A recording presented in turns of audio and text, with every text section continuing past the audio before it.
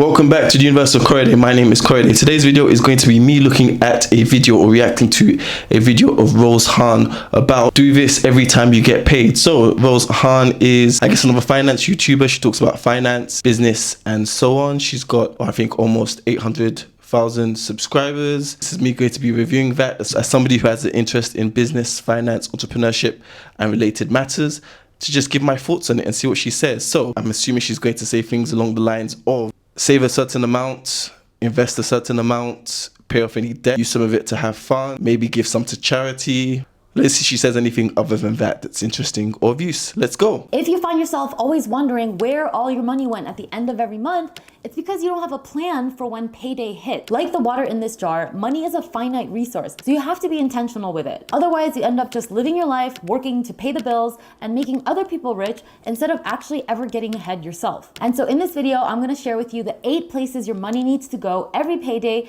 and in what order. I started doing this back when I was in a lot of debt and making very little money, but sticking with this is exactly what helped me get out of debt, buy a dream home, and have over $1 million invested by age 32. So I'm gonna share with you how you can make the most of the money you have right now, regardless of your income level today. All right, the first place to put your money is pretty obvious. You need money to live, so your paycheck first needs to go to things like groceries, housing, transportation. You also probably have bills like minimum debt payments, car payments, utilities, insurance. A lot of people get into trouble here because it is so easy to justify needs that are actually wants. Yes, you need a place to live, but you don't need the nicest apartment. You also need to get from point A to point B, but do you really need a BMW to do that when a gently used Honda Civic would also do the job? It's a slippery slope, but the last thing you want is to have all of your money going towards your needs and have nothing else left to get ahead. A good rule of thumb is to keep all of your needs. Keep all of that under 50% of your take-home pay. Now, I know with the high cost of living these days, it is actually quite hard to keep your needs under 50%, so just do your best. But if your needs are eating up 80, 90, even 100% of your money, then how do you expect to ever get ahead? So this is where you might want to consider making some changes. Now, the changes might be annoying. You might have to sell your brand new car, pay off the car loan, and maybe get a cheaper car.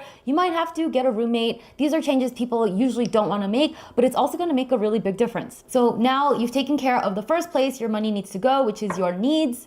Great, but what you do next is where most people go wrong. You go out with your friends, you go on a nice little vacation, take yourself out to dinner, and you're thinking if there's any money left at the end of the month, you will save some money. Problem is, when you do that, there's never much money to save, if at all, because of something called Parkinson's law. Ever notice how if you have 5 months to do something, you're gonna take 5 months to do it? But if you have 5 hours to do that same thing, you're gonna get it done in 5 hours. Work expands to fill all the time available. That's Parkinson's law. And it's the same thing with money. If you have $10,000 in your bank account, you're gonna think you can spend that and it'll be gone. But if you only had $1,000 in your bank account, that's what you're gonna spend. And so the trick here is to hack your own psychology. Instead of putting your money towards needs and then wants and then your financial goals, if there's anything left, you have to do it the reverse. Put your money towards your needs and then towards your financial goals, and then with whatever's left, you spend all of that towards wants. And this works because after you've put the money away towards your financial goals into savings accounts and other places, you're not gonna have that money in your checking account, therefore you're not gonna spend it because it's not there. But if it's— All right, this is an aside, but I just wonder what drink that is. Again, that purple stuff. I want that purple stuff. Or the red stuff. Maybe it's cranberry juice. I'm interested. She probably won't say what the juice is or the drink is, but I'm curious. It's sitting there, you are gonna spend it. So basically, you have to get in the habit of paying yourself first. It is counterintuitive, but it really works. And that brings us to the second place to put your money after your needs, which is not your wants, it is actually the first of your financial goals. We can't avoid the fact that life is full of surprises, medical bills, car repairs, emergencies, etc. And if you're not prepared for these financial curveballs, you'll find yourself scrambling for money and even worse, getting into credit card debt to pay for it. That's why you also want to have an emergency fund. An emergency fund is a cash cushion set aside from your everyday checking account that is in a high yield savings account. So it's a savings account that pays good interest. And this emergency fund is your safety net. If anything unexpected, unplanned in your regular everyday spending happens, you take the money right out of this emergency fund, no problem. As for how much you should save in here, ideally you plan to have 3 to 6 months of your bare minimum necessity living expenses saved up. This emergency fund should cover you for anything that life could possibly throw at you. Right, so that goes back to the amount that I talked about savings, but even more basic than saving, this is about having an emergency fund. So if, again, an emergency comes up, say for some reason you're made redundant suddenly, so you lose your job, you have some money to fall back on until you get another job. If there's a medical expense that you need to pay for, that's probably more the US than the UK, because the UK we do have the NHS, but there's still a waiting time sometimes at the NHS. So going private, if you have an emergency fund, you could use the emergency fund to pay for some private healthcare. So yeah, emergency fund is a sensible one, and it does relate to savings, as I talked about. Including a job layoff. And you will feel so amazing and secure once you have this. Check out the links below in the description for recommendations for my favorite high yield savings accounts. And now for the third place to put your money. It's great to have an emergency fund, but if you have credit card debt, it doesn't really make sense to be sitting on a large amount of cash, making a little bit of interest when you actually are paying 25 to 30% APR on credit card debt, which is why the third place to put your money is precisely to pay off credit card debt. Oops. And so if you have credit card debt at the moment, instead of saving up a 3 to 6 month full emergency fund, studies show that the average emergency expense that Americans experience is about $1,400. So start with a $2,000 starter emergency fund. And then once you're completely free of credit card debt, you can go back and build a bigger full-size emergency fund. You guys, paying off credit card debt should be a top priority. Just to put things in perspective, if you were to carry a $10,000 credit card balance at a 28% APR, you would actually be paying over $7 a day in credit card interest. That's $7 a day just for breathing, when you should really be thinking of ways to earn $7 a day, let alone paying someone $7 a day. So never sit on credit card debt for longer than you need to. Pay it off ASAP. Now, in terms of how to pay off credit card debt, there are two methods. One is the debt avalanche method. This is where you rank your different credit cards by interest rate and you pay off the one with the highest interest rate first. So any extra money you have, you put all of that towards that one high interest credit card while doing minimum payments on the rest. And then once that credit card is paid off, then you move on to the next one and the next one and the next. You can also do the debt snowball method, which is where you actually pay off the credit card with the smallest balance first. And then once that's fully paid off, you move on to the second smallest balance and so on and so forth. Both methods work really well. And if you really focus, you can get out of credit card debt very quickly. Something I want to point out is that these 8 places work like a waterfall. All right, so another prominent finance YouTuber that talks about this kind of stuff is Dave Ramsey. So she's probably watched some of Dave Ramsey's videos as well, as I have. So yeah, he talks about the debt snowball method, the debt avalanche method, whatever you call it, to really try to prioritize which debts you need to pay off and then go from there, paying off your debts, as she's explained. So come next payday, if these cups are already full, you don't have to put anything in them and you can just move on to the next place your money needs to go. So if you don't yet have an emergency fund and you're still paying off your credit card debt, you might find that most of your money is going towards these 2 things, but keep in mind, it's not going to be forever. Once you fill up your emergency fund, once you've paid off your credit card debt, you're going to have a bunch more cash flow to move on to the next thing. And now that brings me to the 4th place your money needs to go. Everything we've covered so far is pretty basic stuff, but now we really need to get some money working for you. If you never figure out how to get your money working for you, you're gonna have to end up working for money for the rest of your life. And so the 4th place to put your money is into retirement accounts. And really, you should have started investing for retirement like yesterday. Check this out. If you had started investing at the age of 20, you'd have become a millionaire by the age of 50 by just investing $500 of your own money. That's just $180,000 in total contributions over the course of those 30 years and $820,000 in investment gains. All of that is due to the power of compound interest, which is the concept of you making money on your money. So because your investments grow and then the growth happens on top of that growth and then the growth happens on top of all that growth, your gains actually end up being exponential, especially towards the end. On the other hand, if you waited to start investing until the age of 40, you could still become a millionaire by the age of 50, but it would take $5,000 a month in order to get there. That's $600,000 in total contributions out of your own pocket over 10 years and $400,000 in growth from your investments. So that means because you didn't have time on your side and you didn't have the power of compounding exponential returns, you had to do a lot more of the heavy lifting. The good news is it's never too late to start, and there's actually a lot of tax advantaged ways to help you catch up quickly for retirement. One way to start investing for retirement and filling up this 4th cup quickly is something called 401k match. Not everybody has this, but if your job offers a 401k match, that means that for every percentage of your paycheck that you put into your 401k, your employer will match that for you. Sometimes they'll match you dollar for dollar. Sometimes it'll be 50 cents for every dollar you put in. But either way, it is free money. A lot of people think you need a lot of money to get started investing. But if you have 401k match, you don't need any money to get started investing. You just need to set up 401k match with your employer, and your 401k will fill up very quickly with free money from your job. Another amazing tax advantage way to start investing for retirement is to open a Roth IRA. A Roth IRA is an investment account that allows you to put after-tax money into it, but all of the investment growth is never ever going to be taxed. And then when you withdraw the money later down the road, that money is also not going to be taxed. If you didn't invest in a Roth IRA, you would have to pay capital gains tax on all of the investment growth. You'd have to pay taxes on the dividends, anything that you earn from your investments. And a Roth IRA is nice because even if your investment goes from $50 to $50 million, you don't have to pay taxes on any of that growth. Whereas without a Roth IRA, you would be owing millions and millions of dollars in taxes. Every year, as of 2024, the government allows you to put up to $7,000 into your Roth IRA every single year. So you should really try to max that out every year if you can. This is very US focused. I know that there are similar accounts in the UK. Have a look at them, do some research. If you're from the UK, you want to find out.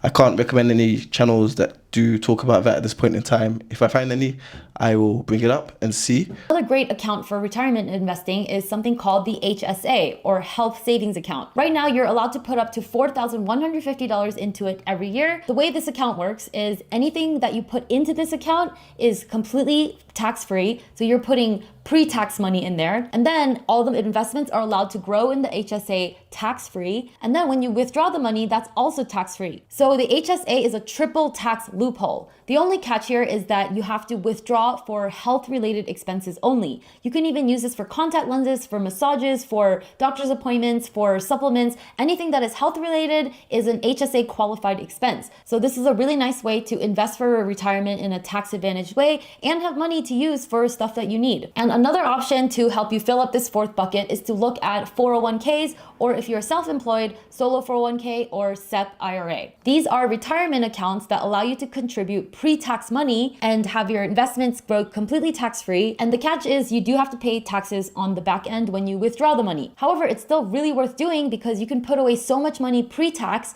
which reduces your current year taxable income, and that will save you a ton of money in taxes. And if you need some guidance on where to open these accounts, check out this free ultimate guide that I've put together for you, and you can grab the link below in the description. And now on to the fifth place your money needs to go every payday. So we've talked about investing, we've talked about retirement, compounding interest, and all that stuff is great. But the reality is, in order to have more to invest, you need to make more money in the first place, which is why the fifth place to put your money is investing in yourself.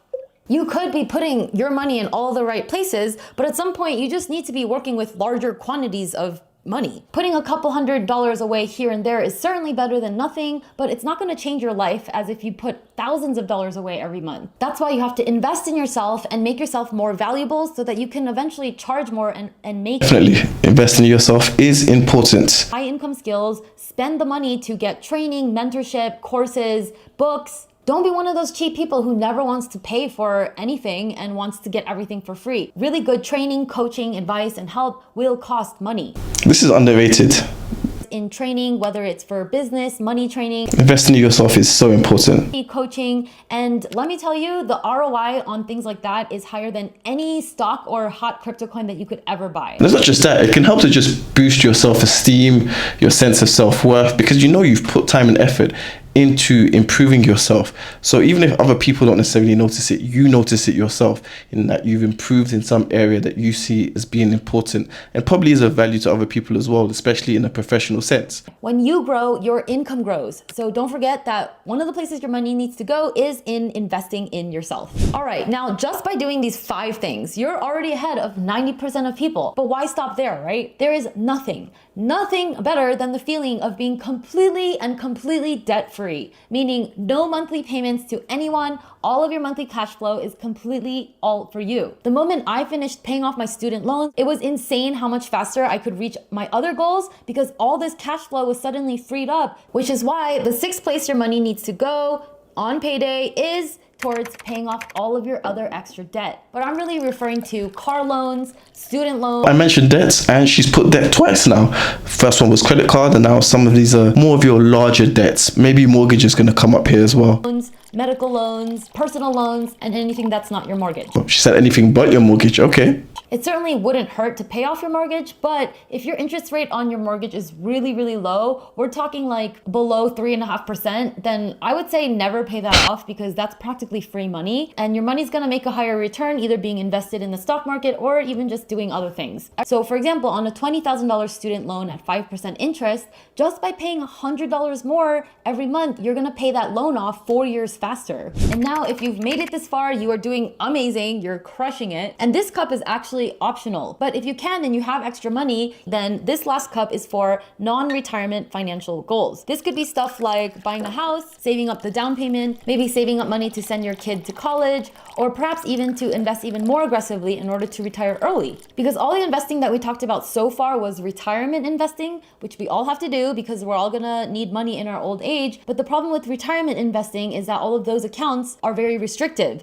You can't really access the money in retirement accounts until you turn 59 and a half, unless you want to face a lot of taxes and penalties. But what about present you? What if present you needs a chunk of money for something big that is non-retirement? So that's what this 7th cup is for. So say if you want to save for a down payment on a house, you could put that money into another high yield savings account separate from your emergency fund and gradually save up money there. If you wanted to save for a college fund, you could consider opening up an account called a 529 account, which is a tax advantage account that is specifically for education purposes. And of course, if you just want to invest more for early retirement because you're maxing out all of your retirement accounts and you still have more money to play with, then consider opening a taxable brokerage account, which is a regular investment account that works just like a retirement account, but doesn't have any of the tax advantages and has no restrictions on when you can access the money. Again, check out this really handy guide that I created for guidance on where are the best places to open all these types of accounts. Okay, and now for the best part.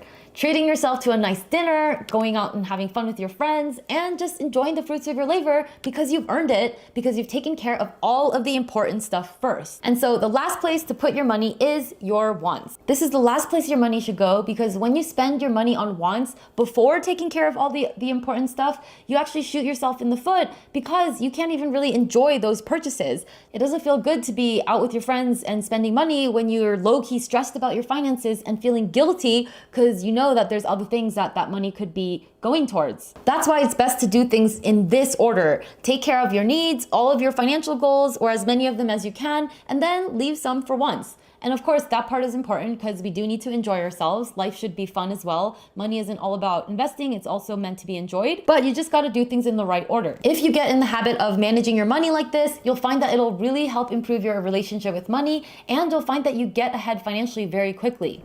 So now that I've shown you the 8 places your money needs to go every single payday, let's wrap it up with a concrete example using a $5,000 paycheck. So remember, we allocate your money like a waterfall. So if your take-home pay is $5,000, then half of that $5,000 goes to your needs, and then you have $2,500 left. But because this works like a waterfall, let's say you already have your emergency fund funded, you don't have any credit card debt, so you can skip number 2 and 3 and go straight to retirement accounts. Money into your Roth IRA and 401k match and your HSA, and all of that combined, you're putting $1,000 into your retirement accounts total every single month. That leaves you with $1,500 to work with. And then with the rest of the money, you're putting $500 a month into the investing in yourself bucket, and then $200 a month towards extra payments on your debt. And then for number 7, you're not putting anything towards non-retirement financial goals at the moment. And then that leaves you with $800 to spend on anything you want and to treat yourself. So hopefully this gave you a really good idea on how to be super intentional on every payday